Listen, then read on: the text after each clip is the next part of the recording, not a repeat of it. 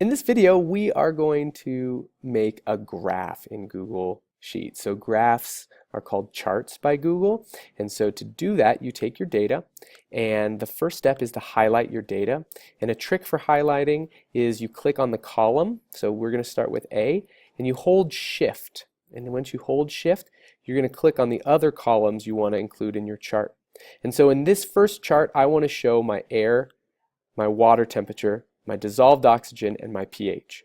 Okay, you don't want to put too many things on one chart because then you can't tell what's happening. There's just too many variables. But you do want to, in this lab, put more than just one variable on a chart because you want to look at the relationship between variables. Okay, so we got 4. We're going to go to Insert Chart, and in the chart options, when they arrive, Google is going to recommend a specific chart for you to use. I like to go to chart types and tell Google the type of chart I want to use, which in this case I want a line chart, but I want a smooth line chart. Okay, and then I'm going to go to customization because you are smarter than Google and you need to customize this graph and give it the correct titles.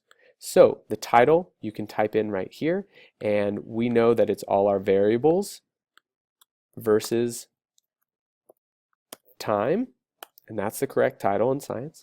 Our legend, you can decide to keep it on the right, or you can maybe put it on the top, your choice. I prefer right because on this graph, or even bottom, so that exactly we can see the legend.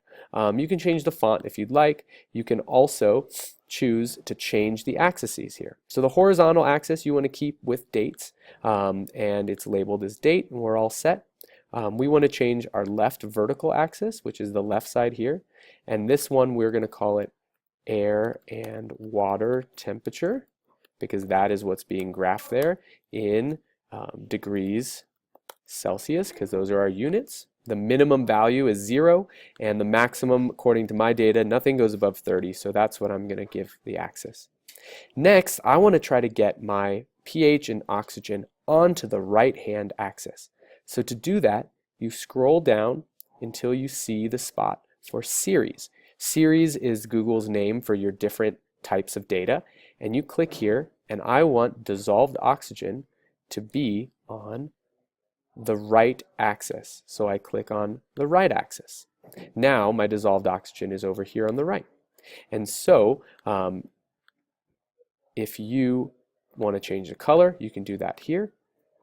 Finally, we want to change our pH to also be on the right axis. Now, since we've given something on the right axis, if we scroll up and we click axis, the right axis is now on our scale, and we can give it a title, which is the dissolved oxygen and pH, making sure our dissolved oxygen is in grams per liter and our pH is unitless. We also want to make sure we tell it a minimum of 0, and according to my data we don't get up more than 10, so that is 10. Finally, we can customize our color and the thickness of our lines, and that is how we add our graph. Once everything is set, we hit insert and our graph shows up. Your graph, you can then click this little pointy arrow here in the top right corner, and you can edit it again if you'd like. If you don't like it, you can delete it. If you want to save it to your desktop to then print it out, or you can copy your chart.